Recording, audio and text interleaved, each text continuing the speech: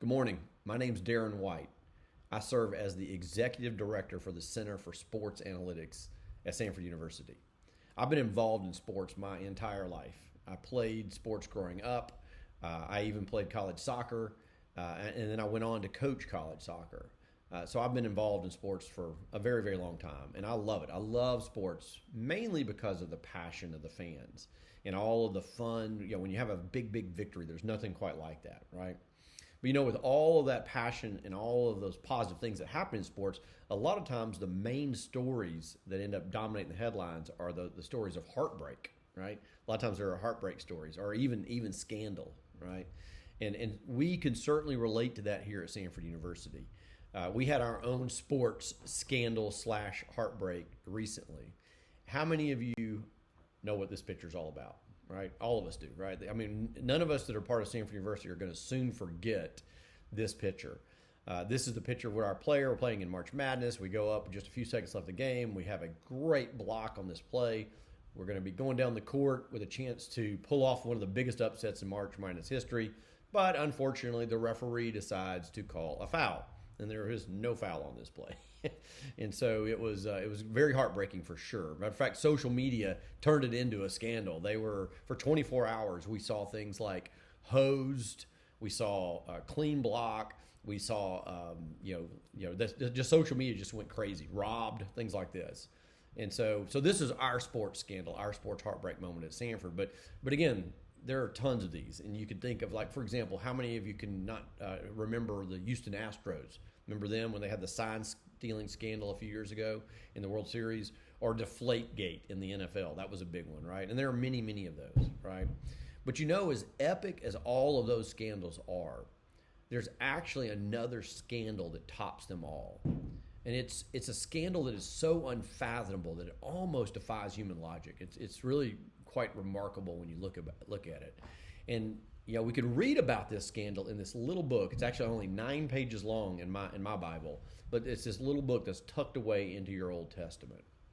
So travel with me, if you would. Travel with me back to 750 BC, to 750 years before Christ, and we're going to read about and learn about this amazing story of a marriage between a husband named Hosea and his wife named Gomer. And we're going to see that their marriage is really, really messed up. It's a super, super bad marriage. And through this marriage, we're going to see a picture that is absolutely scandalous, for sure, right?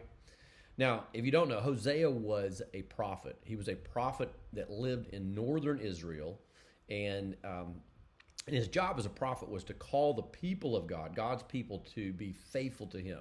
Because at this point in the story, the people are not faithful to God at all. Matter of fact, to a great degree, they've forgotten God. They've forgotten God all around them and have started they really are a pagan nation. They're really no different from the other nations around them in a lot of ways. So in the next few minutes, we're going to look at what Hosea is going to be called to do to try to help these people see what they're doing to God and what they need to do instead. And so let's jump in. So there are 4 key things we're going to learn from this story that we're about to read. Okay, 4 things. Number 1, we're going to learn about our relationship with God, and we're going to see that there's actually a problem with our relationship with God. Number 2, we're going to see what God's perspective is on that, and that's going to be really important. Number 3, we're going to understand more about the price that God is willing to pay. This is the good news, the price God's willing to pay to restore our relationship. And then we're going to see a proclamation that God's going to make that is incredible. These last 2 parts is the scandalous part of the story, and you'll see what I mean.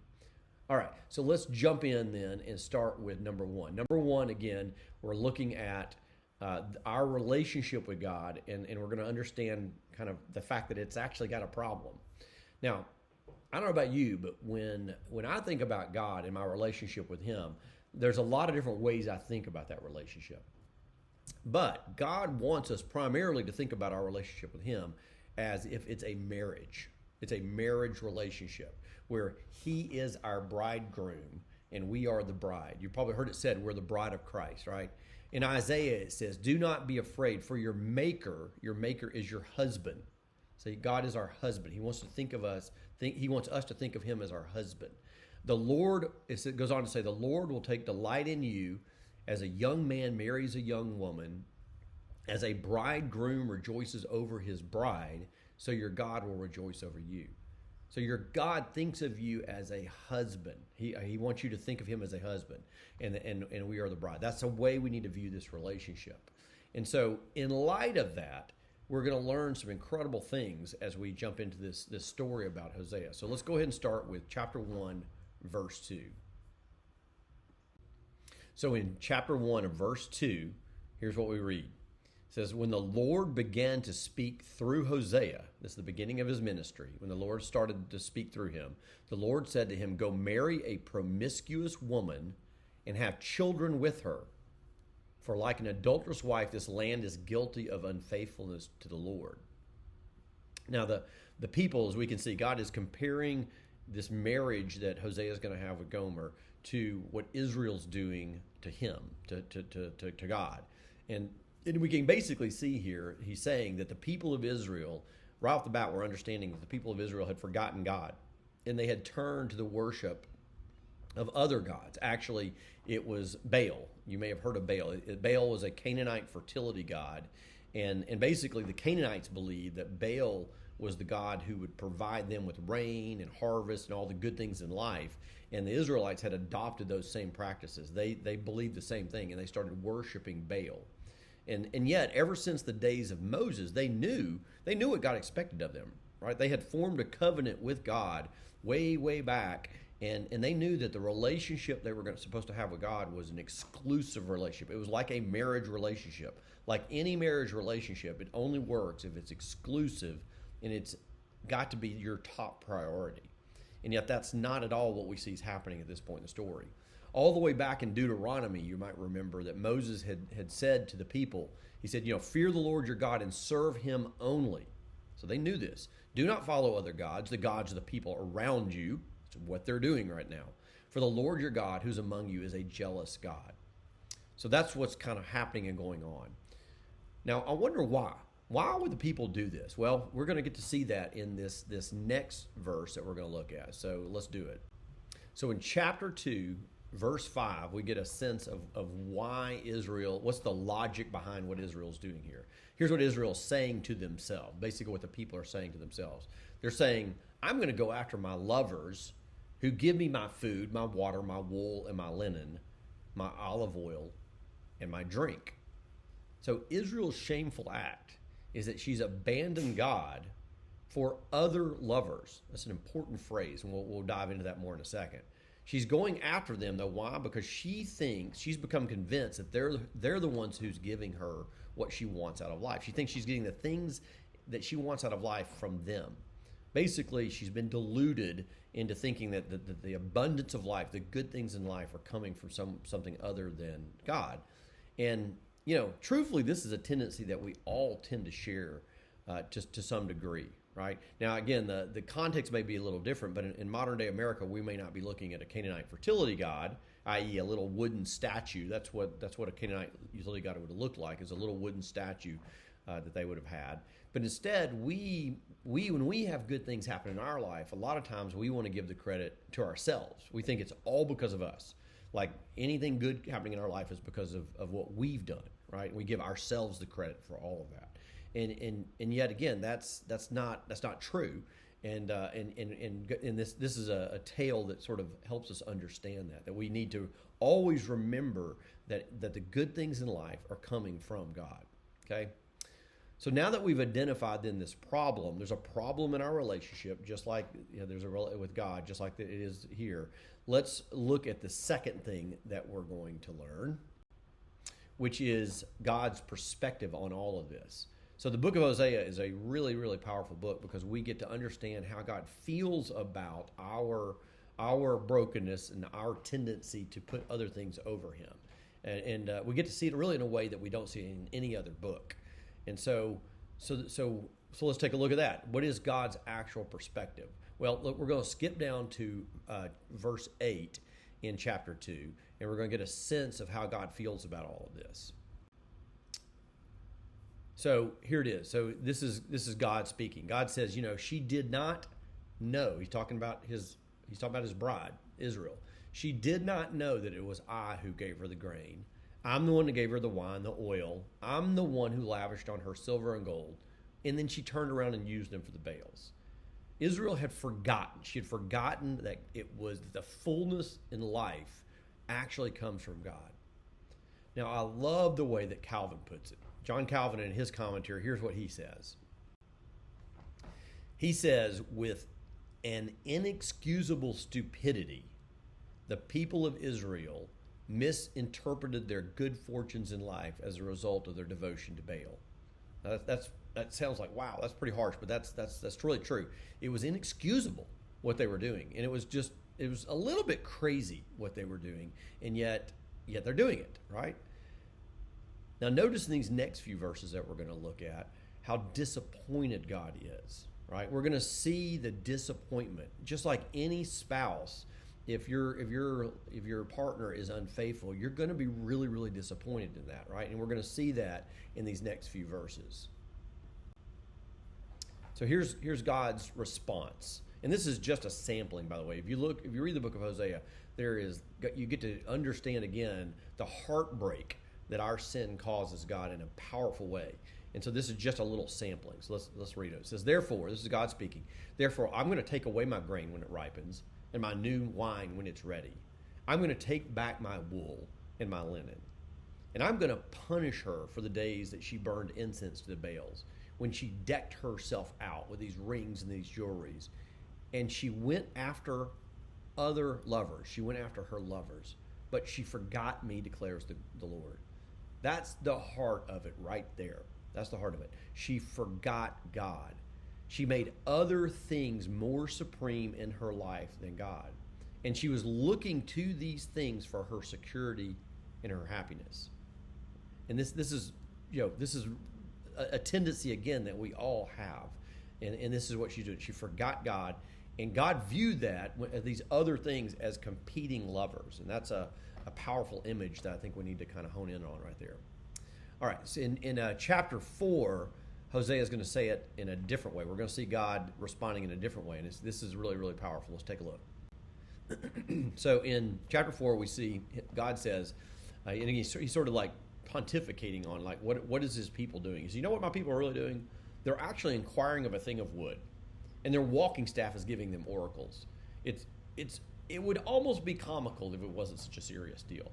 They're literally praying and talking to a wooden statue, thinking that wooden statue is actually the one that's giving them the good things in life, right? Now, you may be sitting here thinking to yourself, like, this doesn't really apply to me, though. It really doesn't. It doesn't apply to me because I don't have a wooden statue in my dorm room, right, that I pray to. But the truth is, we all have this same tendency. Even in 2024, we have this is just human tendency in general, and it's this tendency towards what's called idolatry. And idolatry is when we put anything over God, when we start looking to anything for our security or our happiness other than God. And we do this all the time. We are all the time thinking in our own mind, like, I know what's going to lead to my happiness. I know better than God. And we choose that path. We might look to culture. Maybe culture's telling us, like, hey, this is what's going to lead to your happiness. This is what's going to be best for your life. And yet it goes directly against the wisdom of God that's taught in the scriptures. And when we do that, that's idolatry. And that's exactly what the people are doing. And notice the second half of this verse. Notice how God views that. Okay? He says, for a spirit of harlotry has led them astray, and they've left their God to play the harlot. A people without understanding come to ruin. So when we elevate other things above God, when we start looking to other things for our happiness and our security, when we start looking to our own wisdom or to the wisdom of the world, it's as if he calls that a spirit of harlotry, which I know that sounds harsh, but I think it's accurate. It's an accurate way for us to understand the severity of what we're actually doing. Okay? So this is the situation. This is the situation in Israel, and we get a great understanding of how God feels about this, about his perspective on all of this, right? And so now we're going to flip the page, and we're going to see some unbelievable news in light of this. We're going to see some incredible news. So let's take a look at number 3. So number 3, we're going to take a look at and learn about the price that God's willing to pay to heal our relationship. So again, we have this broken marriage relationship with our bridegroom, and God's going to go to great lengths to heal it. And this is really, really amazing news. So turn with me, if you will. We're going to turn to chapter 3. And at this point in the story, Hosea has been married to Gomer for quite a long time, actually. Probably many, many years. They've got 3 kids at this point, and so they've been married a long time. And at some point, she's actually left him. She's left him for good, and she's been gone for a long, long time. And he's basically now raising these kids on his own. Now, notice in chapter 3, verse 1, what God's going to command Hosea to do. All right, here we go. Let's jump in. The Lord said to me, so this is Hosea speaking, the Lord said to me, go show your love to your wife again, though she is loved by another man and is an adulteress. Love her as the Lord loves the Israelites, though they turn to other gods. Now that's kind of shocking. God is now telling Hosea to go pursue Gomer again and love her again, even though she has been repeatedly unfaithful to him. Now, why in the world is God doing this? Right? Why is he doing that? Well, as I said earlier, God is really using this marriage relationship to teach us about our relationship with God and how he views our idolatry. Psychiatrists tell us that when if you're married or you're in a close, deep relationship with someone and that person betrays you, it's about the most painful thing a human being can go through. And we see in the book of Hosea in an incredibly powerful way that that's what our idolatry does to the heart of God. It hurts him. It hurts him deeply. And it's, again, it's a powerful, powerful picture.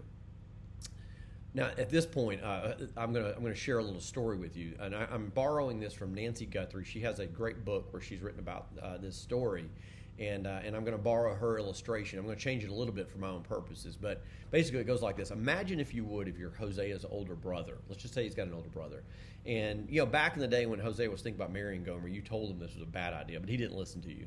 He's a typical younger brother. And now you're like, yeah, see, I knew it. I knew this was going to happen. And when she finally moved out for good a few years ago, you moved in to help out with the kids because he was he's really sad. He doesn't make a lot of money. He's a prophet after all, and so you moved in to help out. And you've basically had a front row seat to watch this whole thing unfold. And even now that she's gone for good, Hosea has stayed faithful to her, and he's continued to pursue her and want her back. And yet you're like. You've given him a piece of your mind over and over again, right? You're like, this is crazy. Because he's getting older, he's lonely, he's constantly sad about this situation. You're like, man, you just need to move on. But he never has, and he won't listen. And then one day he comes in the house and he's excited, and he says, hey, I heard today that Gomer's latest lover has gotten tired of her, and he's going to sell her. He's actually going to sell her on the sex slave market. Now, this is actually something that happened in 8th century BC, northern Israel, and in the Canaanite areas, because, again, they were a pagan nation, and they had a lot of terrible things. And they would basically have a public auction for women, and they would put them up on stage. And so that's what's about to happen. Gomer's about to be sold. And so Hosea comes in, and you're the older brother, and he's like, what I'm going to do is I'm going to scrape together everything I've got, and I'm going to go down there and see if I can buy her. And I'm gonna see if I can buy her and bring her back. And of course, if you're the older brother at this point, you lose your mind. You're like, you're crazy, man. There's no way. That is the worst idea I've ever heard of. She has absolutely done nothing to deserve this, right? Literally, she deserves what she's getting because of what she's done. And even if you are successful and you bring her back, she's just going to do the same thing again, right? She's just going to stab you in the back and do the exact same again. This just doesn't make sense. Common sense says enough, right? But we got to realize that this isn't common sense speaking. This is abundant grace on display. So Hosea says, I know, but I love her and I want her back. I love her and I want her back. So David Murray, he says at this point in the story, David Murray says, in the eyes of the world, grace to such guilt is madness. Grace to such guilt is absolute madness. It's just not the way the world works. It's not the way we work. But this is exactly how God works. This is the measure of God's love for us and his willingness to go after us. And honestly, it's scandalous. It's completely scandalous. Now, this next verse always gets me because it really does display the heart of the gospel. If you ever wonder, like, what is the gospel? And you want to explain it to someone, or you want to get it, you want to understand it better yourself, look at this picture, because this next verse, chapter 3, verse 2, really is the heart of the gospel. And here it is. Here's what Hosea says. So Hosea says, so I bought her. So I bought her for 15 shekels of silver and about a homer and a lethek of barley. That's what he did. He bought her. Here we learn that covenant love, this kind of covenant love that God has for us, it comes with a cost. Now for Hosea, it cost him quite a bit. 15 shekels and some silver is a lot back in that day. And that's what it cost him to be able to cover Gomer's shame and to redeem her from slavery. But before God opened our eyes, if you're a follower of Christ, before your eyes were open to your spiritual need for salvation, we were just like Gomer. I mean, we really are. We're no different from Gomer. In fact, the Bible actually says if you're not a follower of Christ, that you're lost and you're blinded. It goes on to say that we're spiritually dead in our sins. The Bible describes us as enemies of God. I mean, that's not very flattering to be an enemy of God, and yet that's how God describes us. He goes on to say, we are captives. So if you're not a follower of Christ, you are a captive who is enslaved by sin and its consequences, and you're in need of liberation. In other words, we're just like Gomer. We're no different from Gomer. We are in desperate need to be freed from this bondage. And the picture that we see here is that's exactly what it is. But the price to purchase us back cost Jesus far more than just a few shekels and some silver and some barley, right? It cost him his very life. Matter of fact, in the New Testament, we read from Peter. Here's what Peter writes. Peter writes, you were ransomed from your futile ways, inherited from your forefathers. Do you think of yourself that way? Because that's what's happening. When you are redeemed, when God saves you, you are being ransomed. You're being ransomed from your futile ways. But you're not being ransomed with perishable things, he goes on to say, such as silver or gold or shekels or barley. You're being ransomed with the precious blood of Christ. I think that's what's so powerful about this story. The story of Hosea and Gomer allows us to clearly see a picture of what is happening when we put our trust in Christ. We are being purchased from the slave market, and God is taking us into his forever home. I mean, it's an incredible picture. Imagine, if you would now for a second, let's flip the script. Imagine if you are Gomer, and you have found out that you're about to be sold onto the sex slave market, and that's about to be, and you have no ability to change that, none at all. And here you are, you're being marched up onto this stage, and the whole town's there, and all the people are there watching. And you probably have no clothes on, because that's how it would have been done back in the day. And all, I mean, it's just the most shameful, horrible day of your life. And you hear people start to bid, and they start bidding very small amounts, a shekel or two at most, because you're really not worth much, right? I mean, that's just the reality of it. And it's just so sad, and this is where you are. And then all of a sudden, you hear this voice, and it comes out of nowhere. And this voice, and you're like, I think I recognize that voice. And this voice says, I'll bid 15 shekels and a whole bunch of barley. And you're like, wow. I mean, all the people in the crowd sort of gasp, because number one, that amount is an insane amount of money.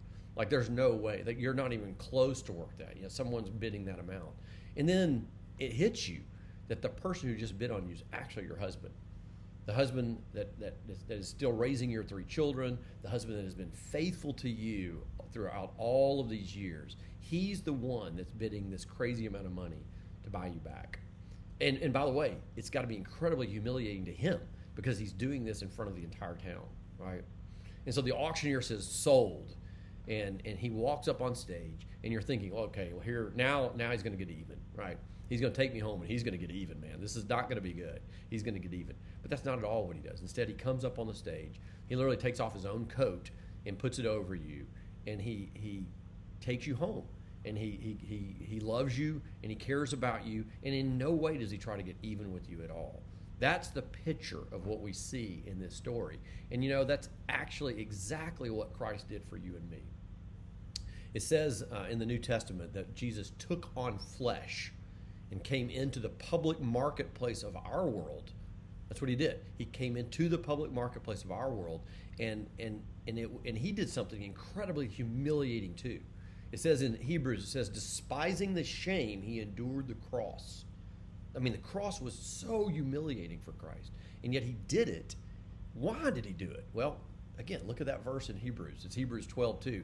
It says, for the joy set before him, he endured the cross. That's why. What is he talking about? That joy is you, and it's me. He wants to have a relationship with us. We are his bride. Remember, we read in Isaiah, he is like a bridegroom rejoices over his bride. You know what that's talking about? That's talking about that moment when the door opens and the bride starts to come down the aisle, and the bridegroom is sitting down at the front, and he sees her for the first time, and his heart just leaps with joy. And he's got so much joy.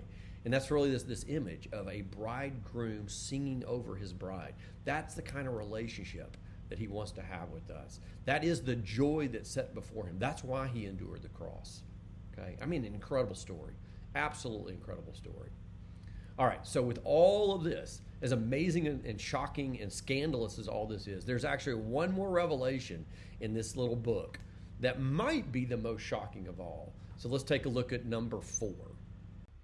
And so the fourth and final point is God's proclamation of restoration of our relationship. We're going to get to see a proclamation that God's going to make. Now, you might remember a few minutes ago we read several of the verses in chapter 2 that shows God's disappointment in his people's unfaithfulness. If you remember, Israel had forgotten that God was their loving husband, and you can tell from the tone of the first 13 verses that God's very much disappointed, and rightfully so.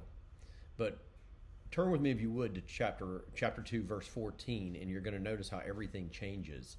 After kind of going through this we see this disappointment, we see a side of God that's utterly shocking.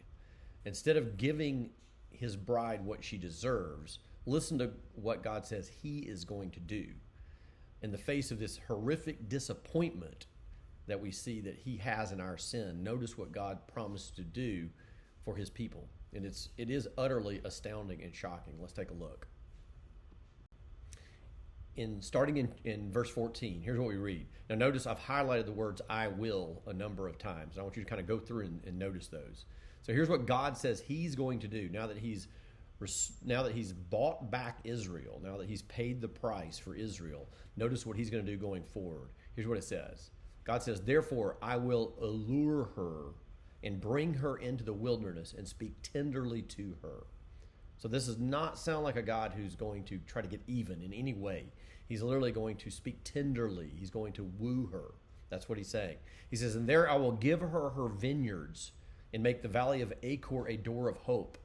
And there she shall answer me as in the days of her youth, at the time when she came out of the land of Egypt. Now he's hearkening back to the time when Israel had first come out of slavery in Egypt and had gone through the Red Sea. It was almost like the honeymoon period of their relationship, of this marriage relationship. And he's going to take the relationship back to that time. It's as if all of the unfaithfulness that has happened over the years, it's all gone. It's all been put behind. And what an incredible promise. Let's keep going. He goes on to say, and in that day, declares the Lord, you will call me my husband, and you'll no longer call me my Baal.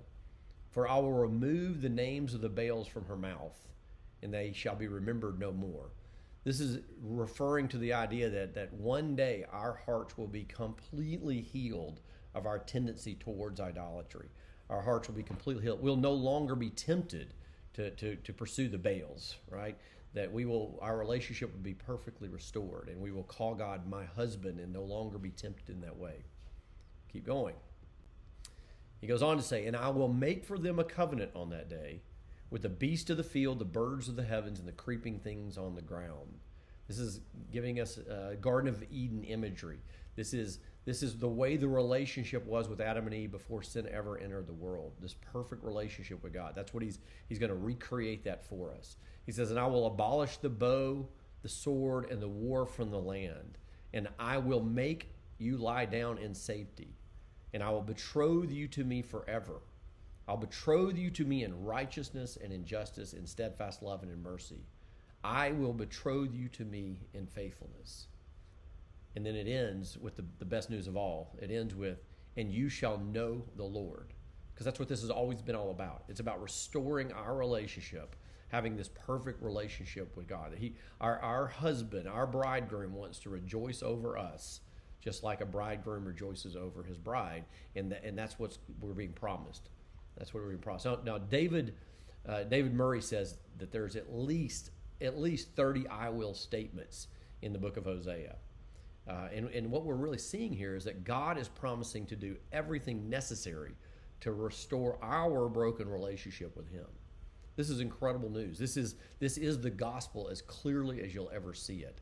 And the best news of all is that the success of this marriage relationship with God, it's not dependent on our faithfulness, but it's dependent on him. He's the one that's promising to do all the work, and that is fantastic news. And it's not because we deserve it. It's because of who he is and the kind of God he is. This is what God is promising to do for his people. This is what he's promising to do for you and me. And it is. It's absolutely amazing, and it's utterly amazing and scandalous. So with that, my friends, that is why I believe that this truly is the greatest scandal that the world has ever known. It's a scandal that is unlike any others.